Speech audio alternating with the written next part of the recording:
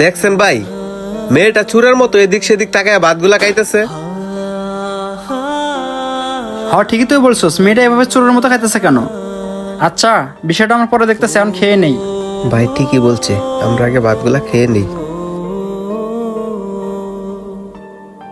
ভাই আমাদের বিল কত হয়েছে? আপনাদের দুজনের বিল হয়েছে 100 টাকা। এই যে নেন আপনার 100 টাকা। কি ব্যাপার, মেয়েটা দেখি টাকা না দিয়ে চুরের মতো চলে গেল। ভাই আপনাদের কি আজকে পার্সেল লাগবে না? না ভাই, আজকে আমাদের পার্সেল লাগবে না। তবে ভাই আপনাকে একটা কথা বলি। জি ভাই বলেন। ব্যবসা করলে একটু চোখ কান খোলা রেখে ব্যবসা করেন।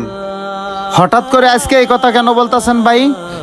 ভাই এই এলাকাটা চুর বাটপারে ভরা, তাই আর কি আপনারা বললাম। আচ্ছা ঠিক আছে ভাই, তাহলে আপনি থাকেন, আমরা যাই। বুঝলাম না আজকে হঠাৎ করে ওরা এমন কথা বললো কেন। যাই হোক, আমি হিসাবটা করে নেই।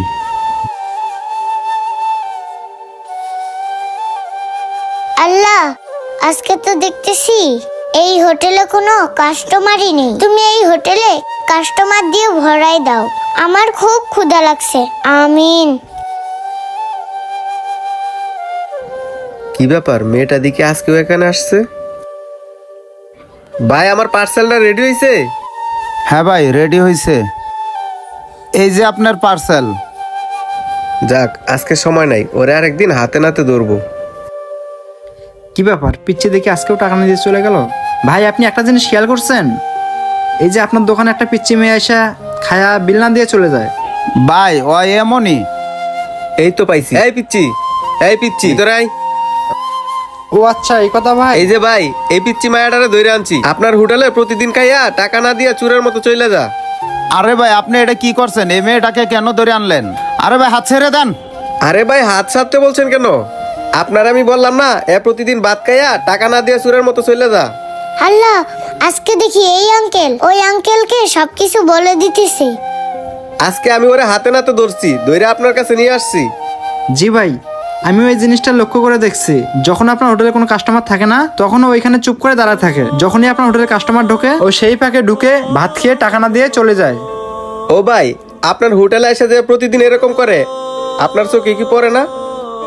আরে ভাই আপনারা থামেন না, আমি তো জানি ওই বিল না দেয়া প্রতিদিনই চলে যায়। এটা নতুন কিছু না।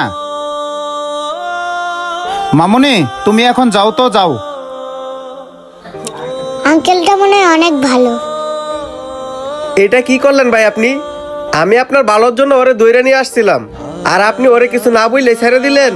আরে ভাই আপনাদের মতো অনেকেই আছে, এর আগেও আমাকে 2-1 জনে ধরায় দিয়ে গেছে।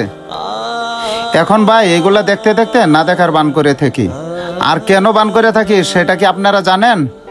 না ভাই জানি না তো, কেন? ওই যে আপনারা বললেন না, যখন আমার হোটেলে কাস্টমার থাকে না, ওইখানে তখন চুপ করে দাঁড়ায় থাকে। যখন কাস্টমার আসে তখন কাস্টমারের ভিড়ে তখন খাইয়া চলে যায়। আর আপনারা কি জানেন ওই প্রত্যেকদিন হোটেলের সামনে এসে কি করে? যখন দেখে আমার হোটেলে কোনো কাস্টমার নেই, তখন বাইরে থেকে দাঁড়াইয়া আল্লাহর কাছে 2 হাত উঠাইয়া মোনাজাত করে। ওই আল্লাহর কাছে দোয়া করে আমার হোটেলে যেন ভরপুর কাস্টমার থাকে। তখন মনে হয় আল্লাহ তাআলা ওর দোয়া কবুল করে, আর আমার হোটেলে ভরপুর কাস্টমার হয়ে যায়।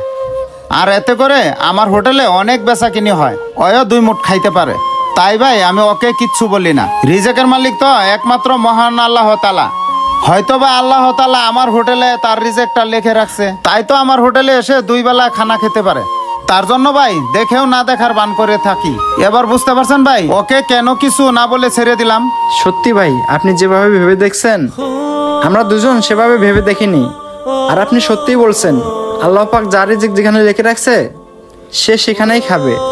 হ্যাঁ ভাই, এবার তাহলে আপনারা ঠিকই বুঝতে পারছেন। আচ্ছা ঠিক আছে ভাই, আপনি তাহলে থাকেন, আমরা চলে যাই। খায়রুল চল। এটাই বাস্তবতা, আল্লাহ যার রিজিক যেখানে লিখে রাখছেন তার রিজিক সেখানেই থাকবে। ভিডিওটি ভালো লাগলে শেয়ার করবেন।